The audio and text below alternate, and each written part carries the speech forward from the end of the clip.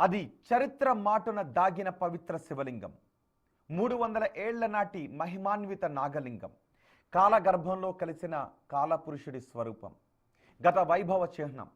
ఈ పరశురామ ప్రతిష్టాపిత మహిమాన్విత లింగం కరోనా కాలంలో దీని ఆనవాళ్లు గుర్తించింది సమాజం. తిరిగి వార్తల్లో నిలిచింది గత కాలపు ఆధ్యాత్మిక దివ్య శోభితం. ఇంతకీ ఎక్కడుంది శివలింగం? ఇప్పుడే ఎందుకు తెరపైకి వచ్చింది? ఆ వివరాలేంటో ఇప్పుడు చూద్దాం.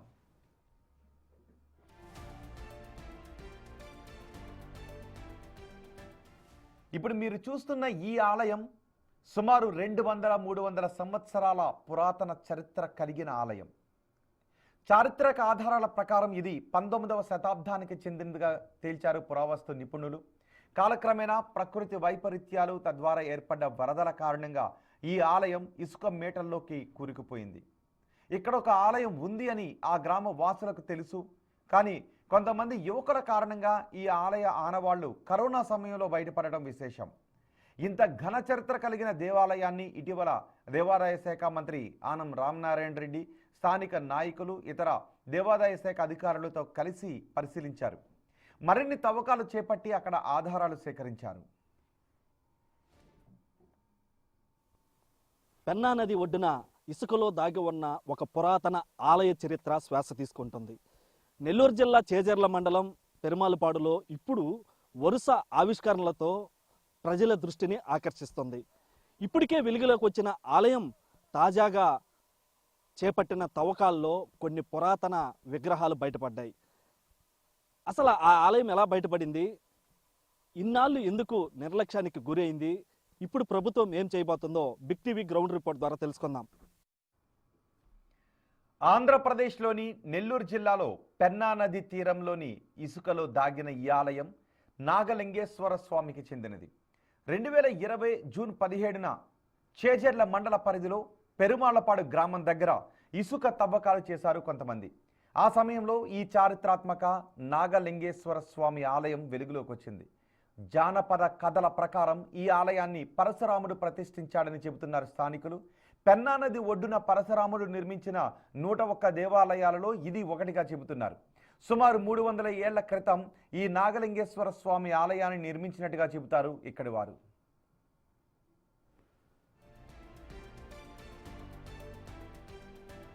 లాక్డౌన్ కారణంగా వివిధ ప్రాంతాల నుంచి ఇంటికి తిరిగి వచ్చిన కొంతమంది యువకులు ఈ ఆలయాన్ని వెలికి తీయటానికి ఇసుక తవ్వకాలు చేసినట్టుగా చెబుతున్నారు స్థానికులు.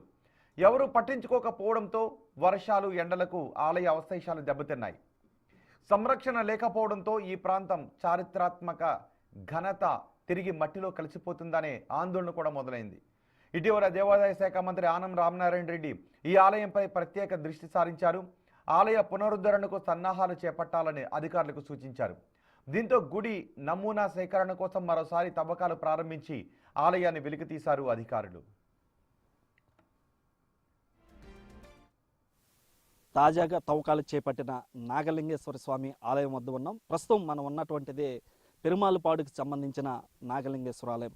ఈ ఆలయం గతంలో కరోనా అటువంటి సమయంలో ఈ ఆలయాన్ని గుర్తించడం జరిగింది. గుర్తించిన తర్వాత దీన్ని ఎలాగైనా బయటికి తీయాలి, ఈ యొక్క ఆలయ చరిత్రని ప్రజలకు తెలియచేయాలన్నటువంటి పెరుమాలపాడు గ్రామ యువత సంకల్పించింది. దాంట్లో భాగంగానే ఇప్పుడు మనం చూస్తున్నటువంటి ఈ దేవాలయంతో కూడా దాదాపుగా 1850వ సంవత్సరంలో అంటే 300 సంవత్సరాల కిందట పరశురాముడు 101 దేవాలయాలని స్థాపించే భాగంగా ఇక్కడ పరశురాముడు ఇక్కడ ప్రతిష్ఠ చేశాడనేది చరిత్ర చెబుతుంది. అయితే ఇక్కడ 100 ఏళ్ల చరిత్రను కూడా తన గర్భంలో దాచుకుందని ఈ యొక్క నది ఒడ్డున ఉన్నటువంటి ఈ ప్రదేశంలో ఈ యొక్క దేవాలయం ఆనవాలుగా చెప్తుందనేది ఇక్కడ ఉన్నటువంటి స్థానికులు చెప్తా ఉన్నారు. అయితే కాలక్రమంలో నది వరదలు మట్టి చేరడం వల్ల ఈ ఆలయం పూర్తిగా భూమిలో కలిసిపోయింది. కలిసిపోయిన తర్వాత ఈ గ్రామం ఇక్కడ ఉన్నటువంటి ఈ పెరుమాలపాడు గ్రామం కూడా పక్కనే దాదాపుగా 2 కిలోమీటర్ల దూరంలో అక్కడికి వెళ్ళి నివాసాలు ఏర్పాటు చేసుకోవడం జరిగింది. తర్వాత ఈ దేవాలయం పూర్తిగా కనుమరుగైపోయింది. అయితే ఈ సమయంలో ఇక్కడ దేవాలయం ఉందని పెద్దలు చెప్తున్నటువంటి క్రమంలో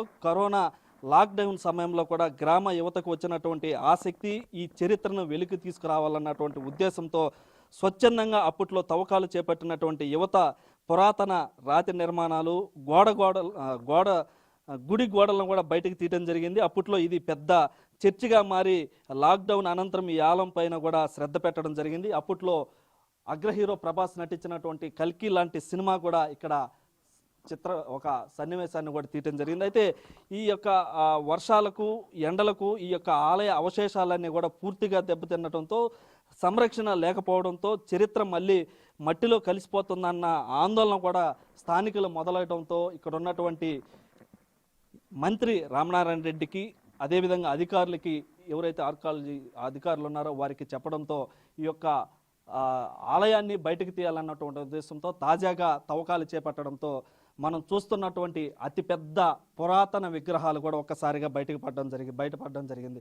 ఈ ఆలయంలో నాగలింగేశ్వర స్వామి ఆ యొక్క శివలింగమే ఉందని అప్పట్లో భావించడం జరిగింది. అయితే ఎప్పుడైతే ఈ తవ్వకాలు చేపట్టారో మనం చూస్తున్నటువంటి ఇలాంటి పురాతనమైనటువంటి ఇలాంటి వినాయకుడు అదేవిధంగా నాగసర్పం లాంటి విగ్రహాలు ఒక్కసారిగా బయటపడ్డాయి.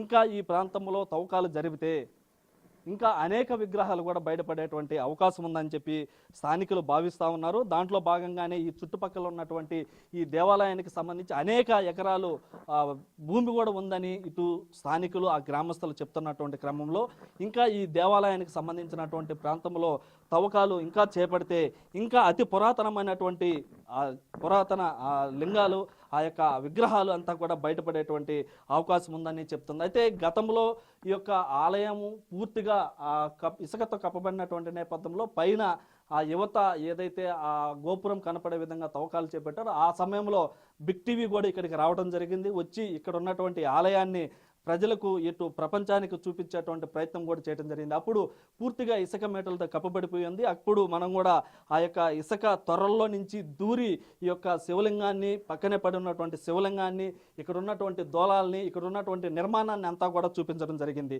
అయితే ఇప్పుడు మళ్ళీ ఈ యొక్క నిర్మాణాన్ని మళ్ళీ ప్రజలకు చూపించాలన్నటువంటి ఉద్దేశంతో ఈ యొక్క అధికారులు మంత్రి కలిసి ఈ యొక్క గ్రామస్తులు కలిసి ఈ యొక్క తవ్వకాలని చేపట్టిన నేపథ్యంలో అనేక విగ్రహాలు బయటపడడంతో ఆ విగ్రహాలని చూపించేటువంటి ప్రయత్నం కూడా చేస్తాను. మనం చూస్తున్నటువంటి ప్రధానమైనటువంటి నాగలింగేశ్వర స్వామి ఆలయము సంబంధించినటువంటి ప్రధానమైనటువంటి ఈ విగ్రహం ఇది ఆ యొక్క శివుని యొక్క విగ్రహము. ఇక్కడే మొదట్లో ఈ విగ్రహం బయటపడింది. దాని తర్వాత మనం చూసినటువంటి విగ్రహాలు కూడా బయటపడడం జరిగింది. అయితే ఈ ఆలయము దాదాపుగా అప్పుడు పరశురాముడు ప్రతిష్ఠించినటువంటి నేపథ్యంలో అప్పట్లో అంటే ఎలాంటి టెక్నాలజీ ఎలాంటి సాంకేతికత లేనటువంటి నేపథ్యంలో ఇలాంటి చిన్న చిన్న ఇటుకరాళ్ళు గువ్వలు అంటే ఈ యొక్క ఇసుకతో కట్టినటువంటి ఇసుక అదేవిధంగా దోలాలతో ఈ కట్టినటువంటి ఆలయ నిర్మాణం ఎంతో అద్భుతంగా అంటే దాదాపుగా 300 సంవత్సరాల కిందట నిర్మించినటువంటి దేవాలయం ఇప్పుడు కూడా అదే విధంగా ఉంది అని అంటే అప్పట్లో నిర్మాణం ఏ విధంగా చేపట్టారో మనకు అర్థమవుతుంది. ఇక్కడ ఆ రోజుల్లో టెక్నాలజీ లేనటువంటి రోజుల్లో కూడా గోపురాన్ని ఎంతో అద్భుతంగా మానవ నిర్మిత అద్భుతంగా చేపట్టినటువంటి ఈ గోపురాన్ని కూడా మనం ఒకసారి గమనించవచ్చు.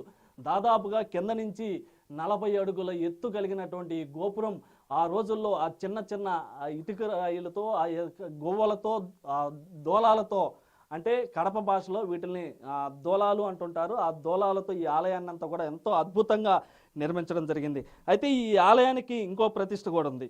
ఈ యొక్క నాగలింగేశ్వర స్వామి ఆలయం ఏదైతే అనుకుంటున్నామో ఆ ఆలయానికి అప్పట్లో నాగసర్పం కూడా ఇక్కడికి వచ్చి ఆ యొక్క శివుణ్ణి దర్శనం చేసుకొని ఆ శివుడికి అభిషేకం వంటి కూడా చేశారని చెప్పి ఇక్కడ ఉన్నటువంటి స్థానికులు కూడా చెప్తున్నటువంటి పరిస్థితి. అయితే ఇటీవల కాలంలో కూడా ఇక్కడ ఒక నాగసర్పము ఆ నాగపాము కూడా తిరుగుతుందని చెప్పి స్థానికులు కూడా గుర్తించడం జరిగింది. అయితే ఇప్పుడు ఈ యొక్క పురాతనమైనటువంటి ఆలయాన్ని వెలికి తీసినటువంటి క్రమంలో బయటపడినటువంటి విగ్రహాలన్నిటిని కూడా మరొక ఆలయం నిర్మించి అంటే ఇక్కడ పూర్తిగా దెబ్బతిన్నటువంటి నేపథ్యంలో ఇక్కడ పూర్తిగా గ్రామం కూడా లేదు కాబట్టి ఇక్కడి నుంచి ఆ గ్రామానికి దగ్గరలో ఆలయం నిర్మించేందుకు కూడా ఇప్పటికే చర్యలు చేపట్టినట్లు కూడా తెలుస్తూ ఉంది. ఇలాంటి ఆలయాల్ని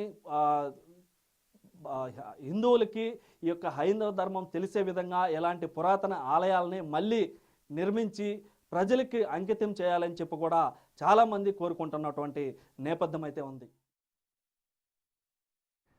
యంగ్ రెబల్ స్టార్ ప్రభాస్ హీరోగా దర్శకుడు నాగాశ్విన్ తెరకెక్కించిన సైన్స్ ఫిక్షన్ మూవీ కల్కి షూటింగ్ ఇక్కడే జరగడంతో అప్పట్లో ఈ ఆలయ సమాచారం నెట్టింట చక్కర్లు కొట్టింది.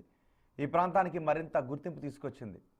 కల్కి సినిమాలోని కొన్ని సన్నివేశాలు ఈ ప్రాంతంలోనే చిత్రీకరించారు. దీంతో మరింత ఫేమస్ అయింది ఈ టెంపుల్. అగ్ర హీరో ప్రభాస్ నటించిన కల్కి సినిమా ఒక సన్నివేశాన్ని కూడా ఇదే ప్రాంతంలో ఈ నాగలింగేశ్వర ఆలయం వద్ద ఒక చిన్న సన్నివేశాన్ని కూడా చిత్రీకరించడం జరిగింది. మనం ఉన్నటువంటి ప్లేస్లోనే పైనుంచి అంటే ఇటుపక్క నుంచి ఒక రోబో నడుచుకుంటూ చిన్న పాపని తరుముకుంటూ ఇక్కడికి వస్తుంది. ఇక్కడికి వచ్చినటువంటి నేపథ్యంలో ఆ రోబో నుంచి తప్పించుకునేందుకు ఇక్కడ ఉన్నటువంటి అప్పుడు ఇసుకలో కూరుకుపోయి ఉన్నటువంటి ఏదైతే దేవాలయం ఉందో ఆ దేవాలయాన్ని ఇప్పుడంతా కూడా తాజాగా తవ్వకాలు తీసి ఆలయాన్ని బయటికి వెలికి తీశారు. అయితే మనం చూస్తున్నటువంటి ఈ ప్రాంతంలోనే ఆ పాప ఆ రోబో నుంచి కాపాడుకునేందుకు సురక్షితంగా లోపలికి వెళ్ళేటువంటి సన్నివేశాన్ని కూడా ఇక్కడే ఈ యొక్క సినిమా షూటింగ్ కూడా జరగడం జరిగింది. అంటే ఈ యొక్క ఆలయ చరిత్ర ఏ విధంగా ఉందో దీన్ని బట్టి మనకు అర్థమవుతుంది. తాజాగా చేపట్టిన తవ్వకాలలో మరిన్ని పురాతన విగ్రహాలు సైతం బయటపడ్డాయి. దీంతో ఎందరో పర్యాటకులు దూర ప్రాంతాల నుంచి ఇక్కడికి వచ్చి ఆలయాన్ని సందర్శిస్తూ పూజలు చేస్తున్నారు. స్థానిక ప్రజలు పర్యాటకులంతా కలిసి అంటున్న మాట ఏంటి అంటే ఈ ఆలయాన్ని పునరుద్ధరించి సంరక్షించాలని కోరుతున్నారు. వీరంతా హైందవ ధర్మాన్ని కాపాడాలని నినదిస్తున్నారు.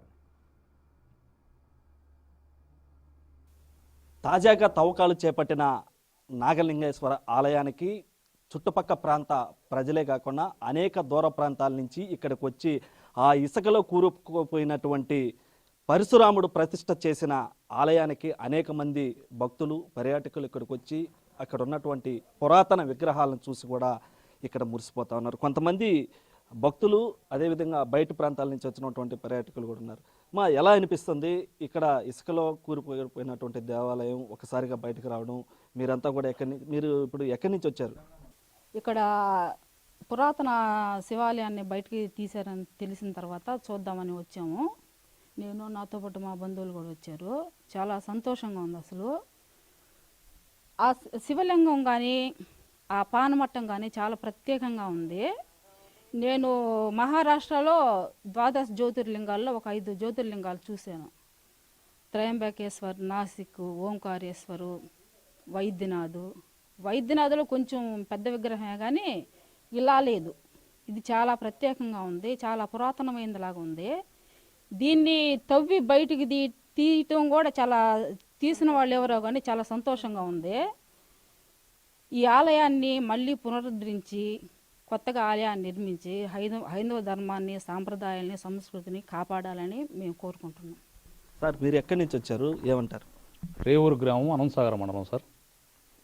మేము ఈ గుడి గురించి తెలుసుకొని చూద్దామని వచ్చాము. ఈ గుడి పురాతన గుడి తవ్వకాల్లో బయటపడిందని చూడడానికి వచ్చాము. వచ్చి చూసాము. ఇక్కడ బ్రహ్మాండంగా ఉంది. ఏదో మనసు కూడా ఆహ్లాదంగా అనిపిస్తుంది సార్. మీరు అన్ని వచ్చారమ్మా? రాపాలెం. ఇక్కడ మీకు ఎలా తెలిసింది? ఇది మాకు బయట లో ఉన్నప్పటి నుంచి మాకు తెలుసు. 2-3 సార్లుగా నచ్చినాం. ఇక్కడ బాగుంటుంది. మీరమ్మా మీరు ఎక్కడ? మాది నెల్లూరు నుంచి నరుకూరు నుంచి వచ్చాను. మా బంధువులు ఇక్కడ ఉండటంతో వాళ్ళు చెప్పారు చూద్దాం రమ్మని చెప్పి ఇక్కడికి వచ్చిన తర్వాత విగ్రహం చూసిన తర్వాత చాలా ప్రశాంతత వచ్చింది. ఈ దేవాలయాన్ని కాపాడాలని గవర్నమెంట్ కోరుకుంటున్నామండి. మీరమ్మా ఎక్కడి నుంచి? కొడవలూరు మండలం, కొడవలూరు నుంచి వచ్చాము. అక్కడ మా బంధువులు ఉన్నారు, చూద్దామని వచ్చాము. కానీ చాలా బాగుంది.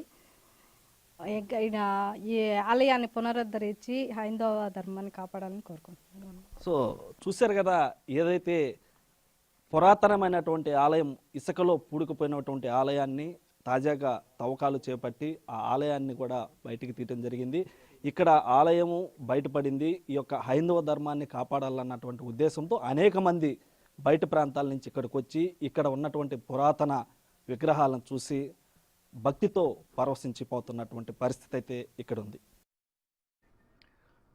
ఈ ఆలయ పరిసర ప్రాంతాల్లో ఒకప్పుడు పెరుమాళ్లపాడు అనే గ్రామం ఉండేదని చెబుతున్నారు స్థానికులు. చుట్టూ పచ్చని పొలాలతో పాటు దేవాలయానికి సంబంధించిన కోనేరు తదితరాలు చాలా ఆహ్లాదాన్ని ఇస్తూ ఉండేవట. అంతటి సంస్కృతి సంప్రదాయాలతో పాటు ప్రకృతి సోయిగం ప్రస్తుతం పూర్తిగా ఇసుక దెబ్బలతో నిండిపోయింది. కాలక్రమేణా గ్రామం కొంచెం ముందుకు వెళ్ళి కొత్త ఊరు ఒకటి ఏర్పడిందని స్థానికులు అంటున్నారు. అందుకే ఈ ప్రాంతంలో ఆలయాలు, నిర్మాణాలు మట్టిలో దాగి ఉన్నట్టుగా భావిస్తున్నారు. ప్రస్తుతం మనం పెరుమాళపాడు గ్రామంలో ఉన్నాం.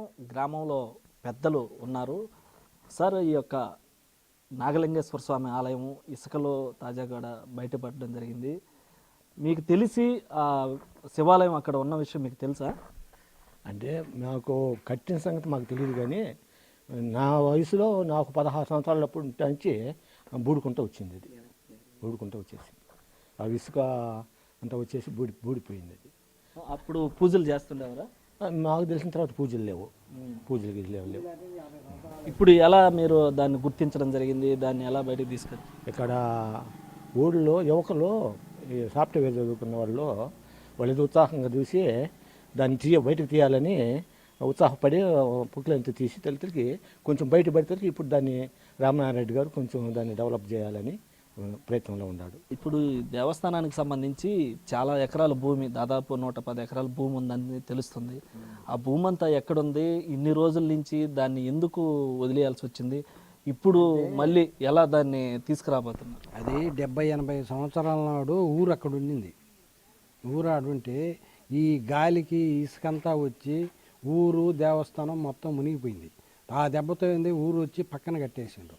ఊరు పక్కన కట్టిన పాట ఆ దేవస్థానంలో ఉన్న నిధులు అయితేనేమి, మంచి అయితే చెడ్డ అయితేనేమి, ఒక కొన్ని కోట్ల రూపాయలు చేసే వస్తువులన్నీ ఇంటర్మీడియట్ బోర్డు వాళ్ళకి ఒప్పగించారు. ఇంటర్మీడియట్ బోర్డు వాళ్ళకి ఒప్పగించిన పాట ఆడ నుంచి లేచి ఇక్కడికి వచ్చిన పాట ఈ దొంగలు ఆ సెల్లన్నీ తిరగేసేసి గందరగోళం చేసి దాంట్లో ఉన్న నిధులు కొంత ఎత్తుకొని పోయిన పాట ఏంటంటే ఈ గాలి దెబ్బకి ఆ ఇసుక ఆ దేవాలయం మీద 10 అడుగుల పైన మేట పెట్టింది. మేము చిన్నపిల్లప్పుడు బాగానే కనపడుతుంది సుమారుగా. ఈ మధ్యకాలం 20-30 ఏళ్ళ నుంచి బాగా పూర్తిగా బూడిపోయిన దానివల్ల మన కరోనా టైంలో పిల్లోళ్ళు వచ్చి సాఫ్ట్వేర్ పిల్లోళ్ళు, మా ఊరు పిల్లోళ్ళు 10-15 మంది ఉంటే వచ్చి అసలు గుడి ఉంది కదా ఎక్కడ ఉందనేది దాన్ని చూద్దామని చెప్పి జేసీబీ పెట్టి 1 రోజు 2 రోజులు లోడిండ్రు. పలాంది ఎక్కడ కొద్దిగా గుడి కొద్దిగా బయటపడింది. అది బయటపడిన పాట దాన్ని చూసి కొంతవరకు లోడ్. ఇప్పుడు కనీసం ఆ గుడి చుట్టూరు క్లీన్ చేయాలన్నా కోట్లు కావాలి ఆ ఇసుకంతా బయటకు తోలాలంటే. ఇప్పుడు మాకు రామనారాయణ రెడ్డి ఎమ్మెల్యే కాబట్టి, దేవాదాయ శాఖ మంత్రి కాబట్టి రామనారాయణ రెడ్డి ఏం చెప్పిండంటే, మేమందరం పోయి ఆయన అడిగితే మేము దేవాలయం కట్టిస్తాను, 1.5 కోటి శాంక్షన్ అయ్యి ఉంది, మీకు నేను దేవాలయం కట్టిస్తానని ఆమె మొన్న మా ఊళ్ళో మీటింగ్ కూడా పెట్టిండు, ఆయన చెప్పిండు. అందుకని చెప్పి మీరు చెప్పినట్టు నేను చెప్పినట్టు కాదు, వేద పండితులను పిలుద్దాము, ఢిల్లీ నుంచి కానీ పెద్ద పెద్ద శాస్త్రవేత్తలను పండితులను పిలుద్దాము, వాళ్ళందరూ ఏది చెబితే వాళ్ళు చెప్పిన వాళ్ళ నిర్ణయం ప్రకారం మనం పోదాం. అందుకని ఆర్డీఓ గారు కూడా వస్తే వాళ్ళు చెప్పినమ్మా ఒక 3 ఎకరాల పొలం దేవుడికి శివాలయానికి అవసరం కేటాయించాలని చెప్పిండు. సరే సార్ అనింది, అది జరిగింది. అయితే ఈ పురాతనమైనటువంటి నాగలింగేశ్వర స్వామి ఆలయం పూర్వవైభవం తీసుకొచ్చేందుకు ఇటు గ్రామస్తులు ప్రయత్నించినటువంటి నేపథ్యంలో దానికి అధికారులు, ఇటు పాలకులు కూడా స్పందించి ఆ దేవాలయాన్ని పూర్తిగా తవ్వకాలు కూడా బయటికి తీయడం జరిగింది. ఈ నేపథ్యంలోనే గుడిని నిర్మించేందుకు అంటే వేద పండితుల ద్వారా అక్కడ నిర్మించాలన్నా లేదా వేరే చోట నిర్మించాలన్నటువంటి విషయాన్ని ఆ వేద పండితుల ద్వారా ఆ యొక్క నిర్మాణాన్ని చేపట్టేందుకు కూడా ఇటు ప్రభుత్వం ముందుకు వస్తుందని చెప్పి ఆ గ్రామస్తులకి మంత్రి కూడా హామీ ఇచ్చారని చెప్పి గ్రామస్తులు చెప్తున్నారు. మరోవైపు దానికి సంబంధించి ఉన్నటువంటి భూమి మాన్యాలు కూడా ఏమేమయ్యాయని కూడా కొంత ప్రశ్నార్థకంగా ఉన్నటువంటి నేపథ్యంలో మరో చోట 3 ఎకరాలు భూమిని కూడా కేటాయించి ఆ యొక్క దేవాలయ నిర్మాణాన్ని ఆ యొక్క నాగలింగేశ్వర స్వామి ఆలయానికి పూర్వవైభవం తీసుకొచ్చేందుకు కూడా ఇటు అధికారులు, పాలకులు కూడా ప్రయత్నం చేస్తున్నట్టు తెలుస్తుంది. వీడియో జర్నలిస్ట్ మనోజ్తో సురేంద్ర, బిగ్ టీవీ, పెరుంపాలపాడు నుంచి. ఆలయ నిర్మాణం చేపట్టి ప్రాంతానికి పూర్వ వైభవాన్ని తీసుకుని రావాలని ఆకాంక్షిస్తున్నారు గ్రామస్తులు. మంత్రి ఆనం స్థానిక ఎమ్మెల్యే కూడా కావడంతో వీరి ఆశలు నెరవేరేలా కనిపిస్తోంది. మంత్రి కూడా అధికారులకు తగిన ఆదేశాలు జారీ చేయడంతో ఆలయ పునరుద్ధరణ కార్యక్రమాలు ఊపందుకున్నాయి. స్థానికులు చెబుతున్న సమాచారం ప్రకారం ఈ ప్రాంతంలోనే పెరుమాళపాడు అనే గ్రామము ఉండేదని చెప్తున్నారు. ఇక్కడ ఆ పెన్నా నదికి వస్తున్నటువంటి వరదల కారణంగా ఆ ఇసుక మేట్లను కూడా ఇంట్లోకి వచ్చి పూడిపోతున్నట్టు క్రమంలో ఇక్కడి నుంచి కాలక్రమేణా మనం చూస్తున్నటువంటి ఈ ప్రాంతంలో పచ్చటి పొలాల మధ్య ఒక అందమైనటువంటి పెరుమాళపాడు గ్రామం ఉండేది. ఆ గ్రామంలోనే ఈ యొక్క నాగలింగేశ్వర స్వామి ఆలయాన్ని అప్పట్లో 101 శివాలయాన్ని ప్రతిష్ఠించడంలో భాగంగా పరశురాముడు ఇక్కడ ఈ యొక్క ఆలయాన్ని ప్రతిష్టం జరిగింది. అయితే ఆ పెన్నా నదికి వస్తున్నటువంటి వరదల కారణంగా ఈ ఇసుకంతా ఆ ఇళ్ల మీదకు రావడం, ఆ ఇల్లులన్నీ కూడా కూరుకుపోతున్నటువంటి క్రమంలో ఇక్కడ ఉన్నటువంటి స్థానికులంతా పక్కనే ఇక్కడి నుంచి 2 కిలోమీటర్ల దూరంలో ఉన్నటువంటి ఆ యొక్క గ్రామాన్ని ఏర్పాటు చేసుకొని అక్కడ వేరే దేవాలయాన్ని నిర్మించుకున్నారు. అయితే ఇక్కడ ఉన్నటువంటి ఆ పురాతనమైనటువంటి దేవాలయాలు ఏవైతే ఉన్నాయో అవన్నీ కూడా ఈ యొక్క ఇసుక మేటల్లో కూరుకుపోయినాయి అని చెప్పి స్థానికులు చెప్తున్నారు. అదేవిధంగా ఈ దేవస్థానానికి దాదాపుగా 110 ఎకరాల దేవుని మాన్యం కూడా ఉందని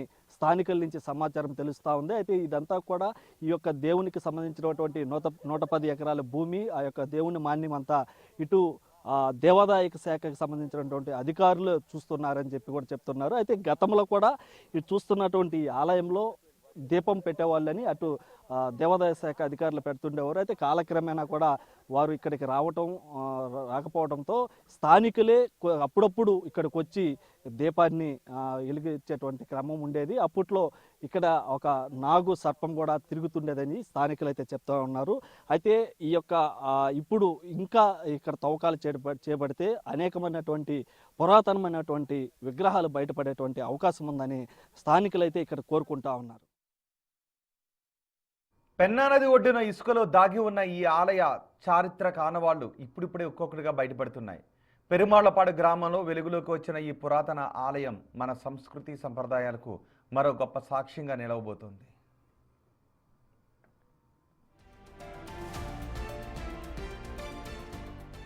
ఈ ఆలయం తెలుగువారి సంస్కృతి సంప్రదాయాలు, వారి ఆధ్యాత్మిక పరంపరకు నిదర్శనం.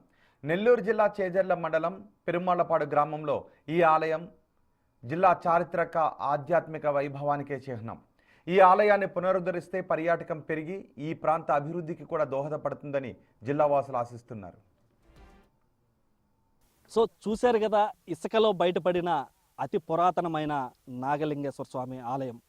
ఇలాంటి ఆలయాల్ని పునర్నిర్మించి భక్తుల మనోభావాల్ని కాపాడి హిందూ ధర్మాన్ని ముందుకు తీసుకెళ్లాలని కూడా పలువురు కోరుతున్నటువంటి పరిస్థితి అయితే ఉంది. ఇది ఈ యొక్క ఆలయం గురించి. వీడియో జర్నలిస్ట్ మనోజ్తో సురేంద్ర, బిగ్ టీవీ, పెరుమాళ్లపాడు నుంచి.